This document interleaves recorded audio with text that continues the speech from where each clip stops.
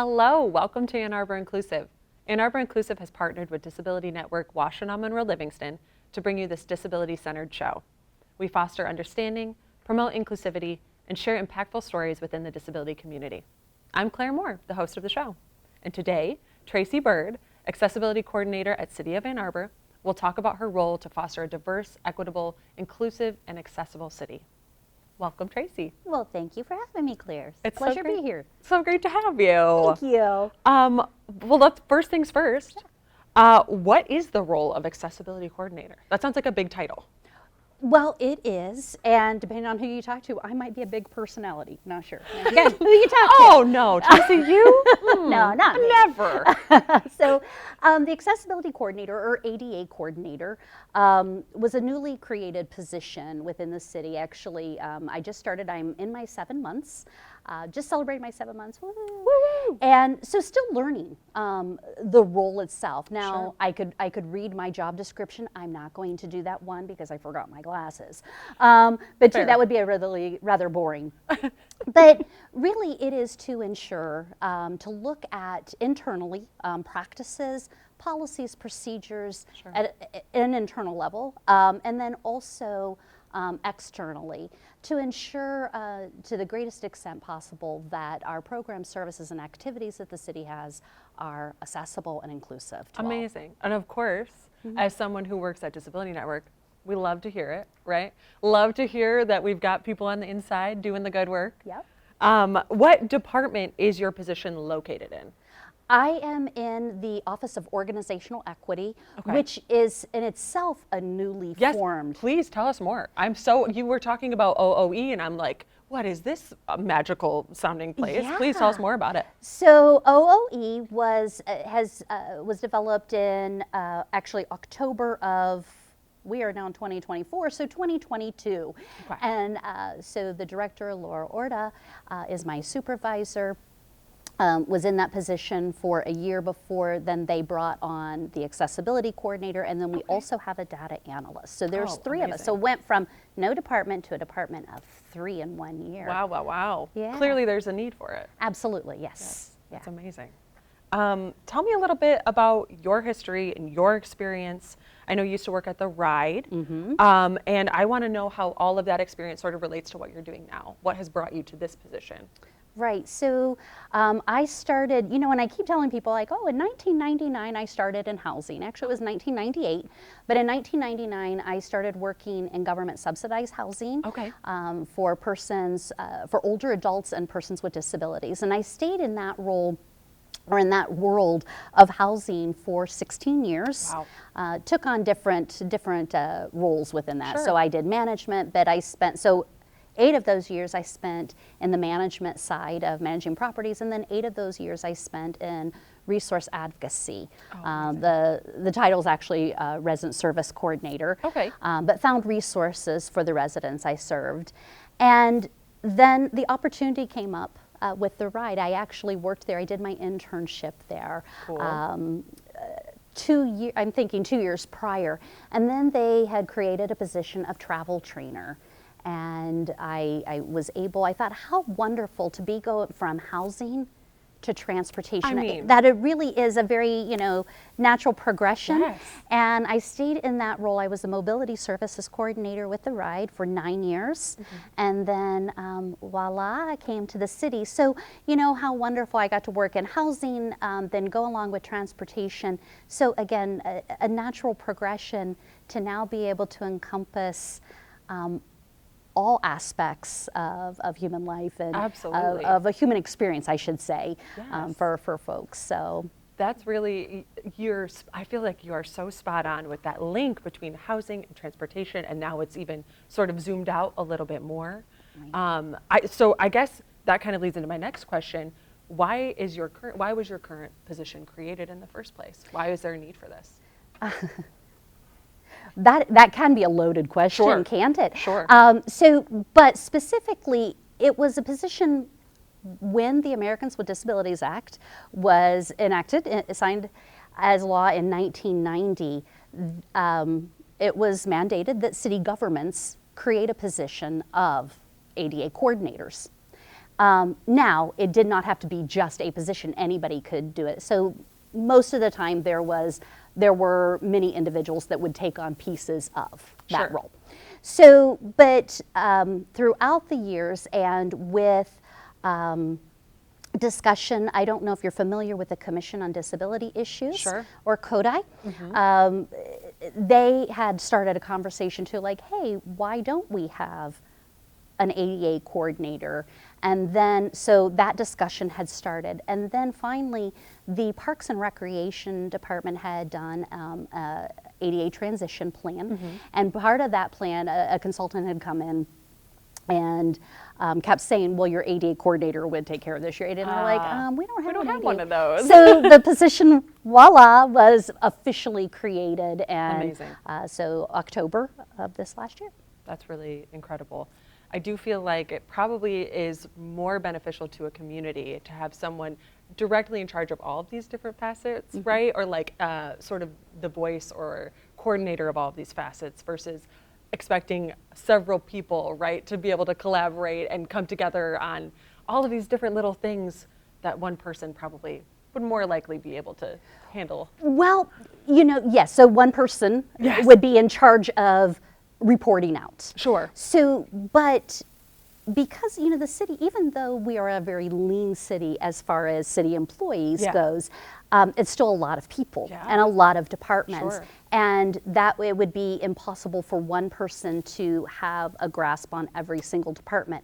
So we've actually are in the midst of creating what we call OOE, Office of Organizational Equity, or OOE ambassadors. And so we're asking for individuals from every single department to be an ambassador. And then we're going to provide training. Actually, someone from Disability Network will be doing some of the training, disability awareness, training for these ambassadors, so then they can go into their departments to help share, to say, you know, where I can't have the pulse on everything, then I can, you know. You're one human being. Exactly, exactly. So very excited about that. But you know, that means fostering relationships with people. And even though, yes, I have just said the city is lean, there's still a lot of people. And so for the last 7 months, not only have, with the support from my supervisor, but looking at internal policies and things, how to make them more inclusive and equitable for persons with disabilities.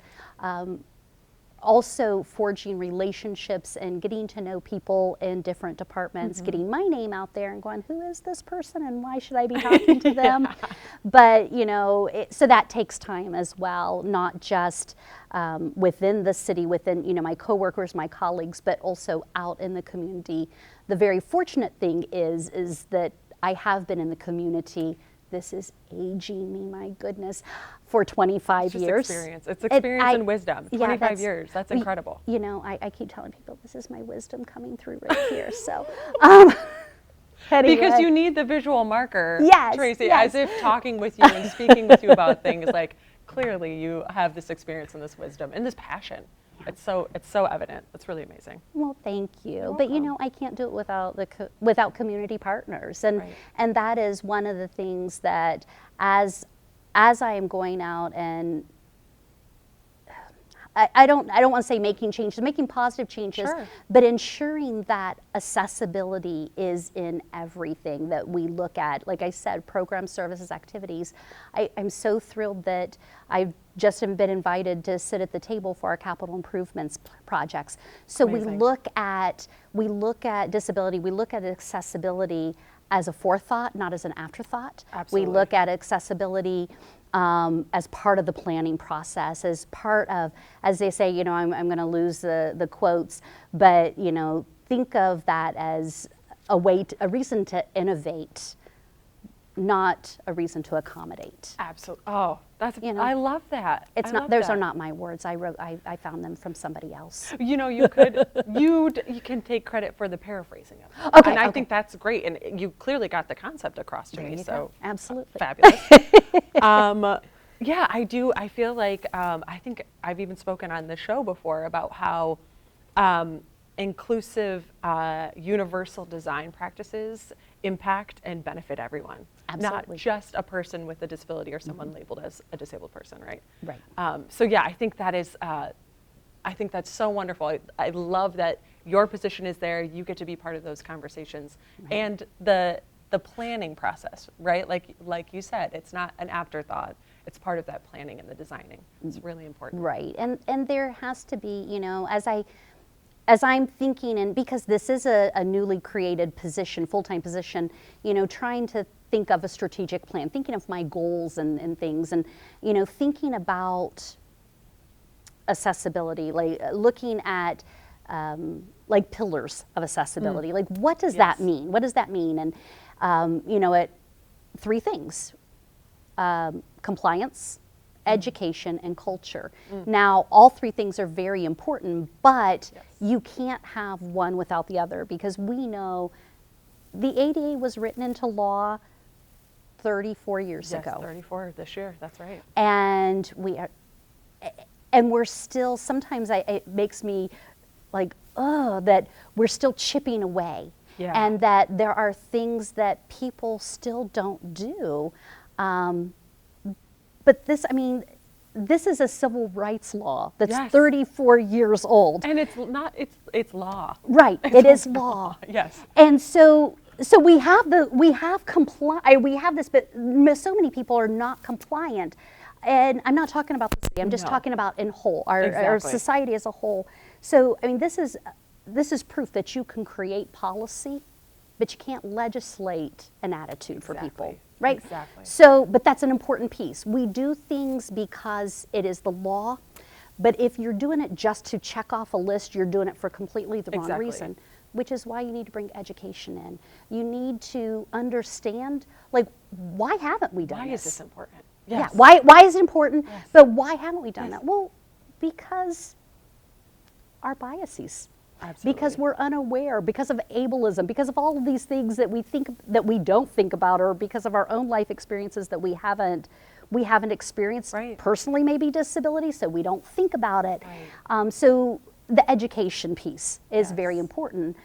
But you can educate people, you can get people excited. I'm excited about our OOEs, but if you don't change the culture, then that just kind of dwindles away. Exactly. So you have to change your culture to be more inclusive, to think of those things.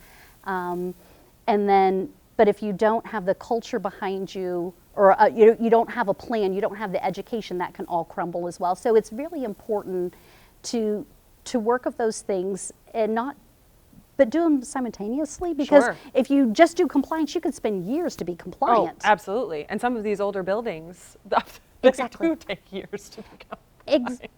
Exactly. Exactly. That's so, it can be a very big, daunting things, but, you just, as they say, you take one moment at a time, you take one day at a time, you take one project at a time to make it accessible. But it's also very important, anytime I am brought in, my job, I'm not an enforcer of anything, but the conversations I have with people is to give the best technical experience based upon being compliant, right? Sure. But I will always contact, you can ask the director of Disability Network. I ask all the time. I need people to come out to do walkthroughs, to do visuals with me, to tell me. I can give technical, I can measure things, but my life experience right now is not that I am a wheelchair user. Right. So, can you test this out for me? Because I know that Disability Network used to be Center for Independent Living, and what is the motto? Nothing about us without us. That's right. So that is, I don't want to be one of those folks that makes decisions without going into the community, and that's why those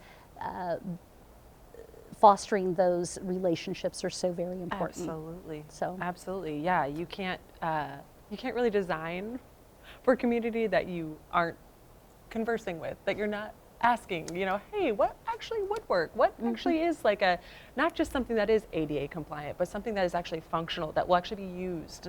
All of these sort of higher echelon, or like upper, thinking about it a little bit more even compassionately, I would say, where you are thinking about culture. Those pillars. I love those pillars. I hadn't honestly heard of them, so I think that's a really fascinating sort of way to look at things. It makes a lot of sense. I'm so glad I taught you something. Thank you for new today. sharing. Woo! I know. My job's done. Thank you. Yes. And actually, you can go. I'm just kidding, Tracy. But speaking of, is there anything else you want to share about your position, about your role, about what you're doing and what you're getting into these days? I could talk forever. You've probably noticed after the last few moments, I am a talker. We've love also spoken in the past, so I am a talker. I will let you lead at this point in time, but because I can always share something. Well, you're welcome to, but also, I just want to say thank you, Tracy. I personally love to see you, and it was really wonderful to have you on the show, and I appreciate your time. Well, thank you so much. It was again, a pleasure being here. Thanks. So thank you. Thank you, Tracy. I hope you have a good rest of the day. Yeah, you do. Thank you. So stay with us as we delve into our new segment, Disability Awareness and Etiquette, right here on Ann Arbor Inclusive. Knowledge is power, and by fostering understanding, we can build a more inclusive and compassionate community for all. Throughout the year, we'll create a growing list of various etiquette tips and reminders.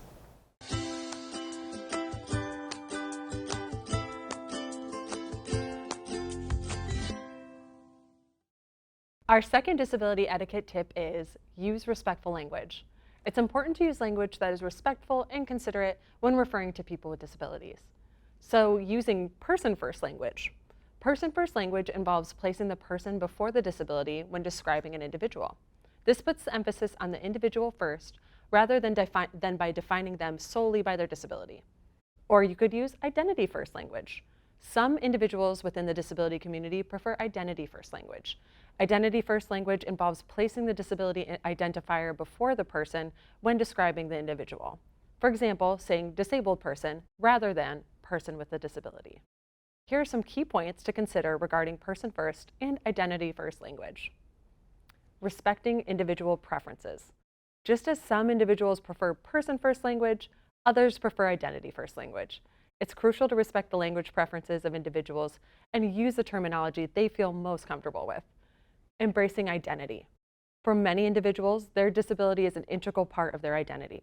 So using identity-first language can affirm and validate this aspect of their identity, emphasizing that their disability is not something separate from who they are, but an essential part of their identity.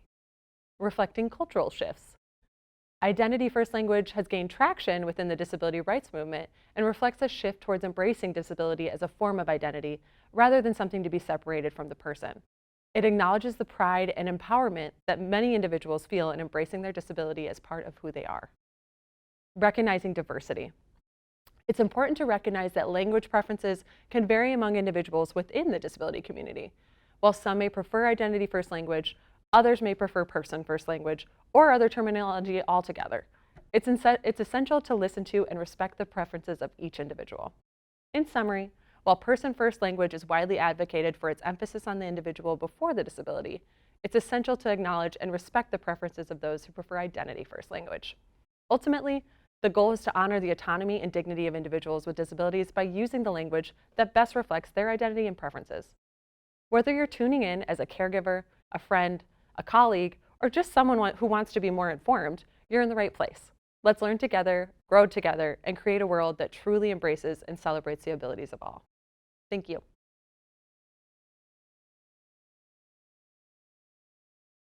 Thank you for joining us at Ann Arbor Inclusive.